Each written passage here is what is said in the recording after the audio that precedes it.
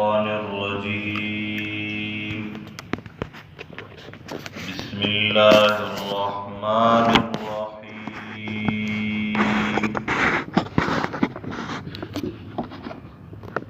سورة أنزلناها وفرضناها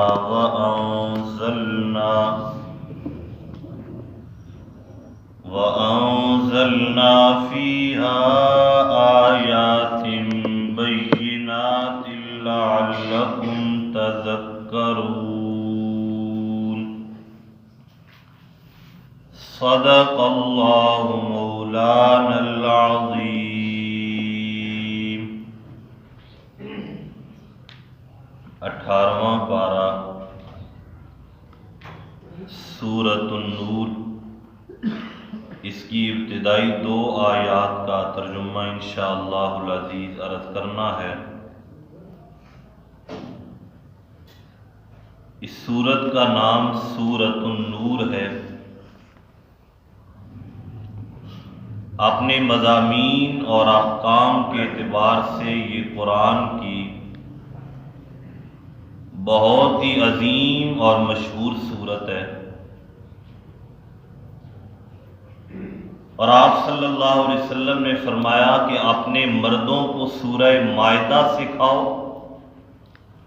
اور اپنی عورتوں کو سورۃ النور سکھاؤ.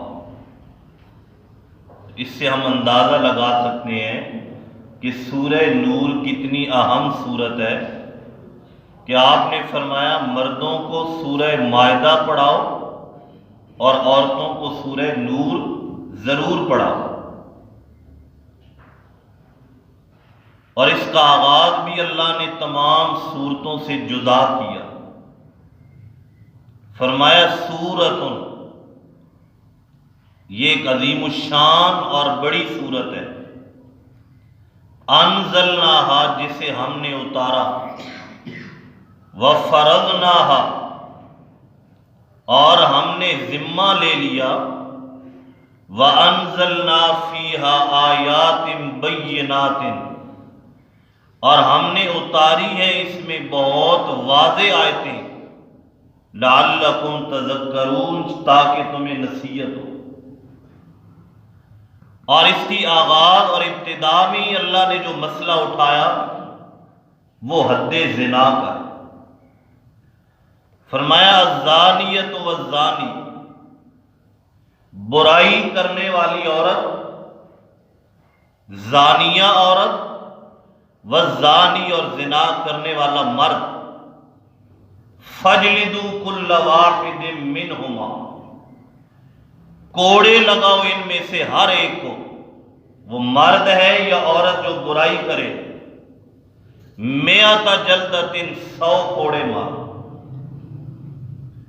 اور کوڑے بھی ایسے مارو، وَلَا تَأْخُذْكُمْ بِهِمَا رَأْفَةٌ فِي دِينِ اللَّهِ، اللہ کے دین اور حکم کو پورا کرنے میں کوئی ترس تمہیں نہ آئے، زور زور کے کوڑے مارو. ان کنتم تؤمنون باللہ والیوم الآخر، اگر تم اللہ اور دن آخرت پر ایمان رکھتے ہو تو زانی مرد اور زانیہ عورت کو 100 درے لگاؤ اور زور سے مارو.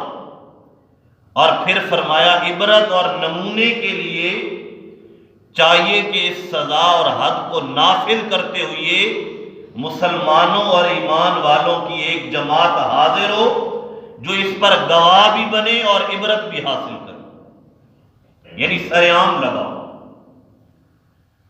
اب یہ اللہ نے حد زنا بیان فرمایا، اور اس میں اللہ نے یہ بیان فرمایا کہ جو مرد اور عورت برائی کریں ان کو 100 درے مارو.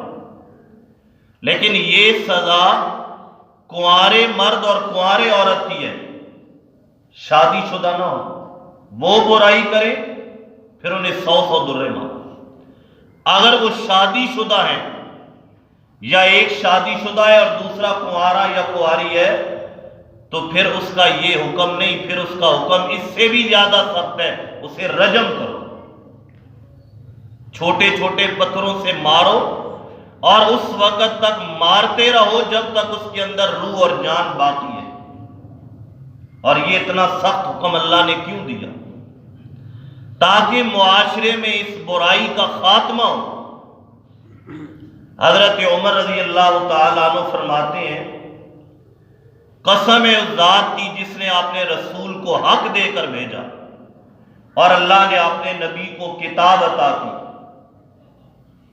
جیسے قرآن میں اللہ نے 100 درے اور 100 کوڑوں کی سزا بیان کی جو کوارے مرد اور کواری عورت کی ہے، بالکل اسی طرح اللہ نے قرآن میں شادی شدہ مرد اور شادی شدہ عورت کی سزا بھی بیان کی تھی۔ لیکن اگرچہ اس کی تلاوت منسوخ ہو گئی لیکن حکم اب بھی باقی ہے۔ اور فرمایا ہم نے رسول کے زمانے میں رجم کیا بھی ہے اور بعد میں بھی ہم نے کیا، اور اگر مجھے یہ خوف نہ ہوتا کہ لوگ کہتے عمر نے قرآن میں اضافہ کر دیا تو میں یہ شادی شدہ کی جو سزا ہے رجم کرنا، میں اسے قرآن میں دوبارہ لکھ دیتا، لیکن لوگ کہیں گے عمر نے قرآن میں اضافہ کر دیا، ورنہ یہ سزا اب بھی قائم ہے۔ اگر لوگ یہ نہ سوچتے تو میں قرآن میں سے درج ضرور کرواتا، یہ قرآن کا حکم تھا۔ آپ صلی اللہ علیہ وسلم کا زمانہ ہے، 2 دیہاتی آ گئے اور آ کر آپ سے مسئلہ پوچھا۔ ایک آدمی کہنے لگا یہ جو میرے ساتھ ہے، میں نے اپنے بیٹے کو اس آدمی کے پاس دہاڑی اور مزدوری کے لیے بھیجا، میرا بیٹا کنوارا ہے، اس آدمی کے پاس میں نے مزدوری کے لیے بھیجا، لیکن میرے بیٹے نے اس آدمی کی بیوی سے بدکاری کر دی، اور میں نے کسی سے پوچھا تو انہوں نے کہا اس کا فدیہ دو، اس نے برائی کی ہے اور برائی کا فدیہ دو۔ اور فدیہ کیا ہے؟ میں نے اپنے بیٹے کے برائی کے عوض 100 بکریاں اور 1 لونڈی چھوکری میں نے فدیہ کر دی۔ بعد میں نے اہل علم سے پوچھا، انہوں نے کہا اس زنا کی برائی کا فدیہ تو ہے ہی کوئی نہیں، سزا ہے۔ یا آپ نے فدیہ کیوں دیا؟ سزا دلواؤ، اور سزا ہے کہ تیرے بیٹے کو 100 کوڑے لگیں گے۔ اب میں مسئلہ پوچھنے کے لیے آپ کے پاس آیا ہوں، اب آپ فیصلہ کیجیے۔ آپ صلی اللہ علیہ وسلم نے فرمایا میں قرآن اور حدیث کے مطابق فیصلہ کروں۔ پھر آپ نے فرمایا تیرا بیٹا چونکہ کنوارا ہے اور اس نے برائی کی ہے، اسے 100 کوڑے لگیں گے، اور جو فدیے کی رقم اس نے دی ہے 100 بکریاں اور لونڈی فدیہ دی ہے وہ واپس کیا جائے، کیونکہ فدیہ تو بنتے ہی۔ اللہ نے سزا بیان کی ہے اور سزا ہے 100 کوڑے، اور اس کی جو بیوی ہے وہ شادی شدہ ہے، اس نے برائی کروائی ہے، لہذا اسے شادی شدہ ہونے کی وجہ سے 100 کوڑے نہ مارے جائیں گے بلکہ اسے رجم کیا جائے گا۔ اور آپ نے ایک صاحب سے فرمایا جن کا نام ہے انیس، فرمایا کل تم جاؤ اور اس عورت کا بیان لو، اگر وہ برائی کا اقرار کر لے تو فرمایا اسے رجم کرو، سنسار کرو، اس وقت تک اسے پتھر مارو جب تک اس کے اندر جان ہے، جان نکل جائے گی پھر اسے چھوڑ دو۔ اور یہ بڑی سخت سزا ہے جو اللہ نے حد زنا کے طور پر لازم کی ہے انسانوں پر، تاکہ یہ برائی معاشرے سے ختم ہو جائے، اور اس کی سزا بھی اتنی سخت ہے۔ تو سزا سخت تب ہوتی ہے جب گناہ بڑا سخت ہوتا ہے۔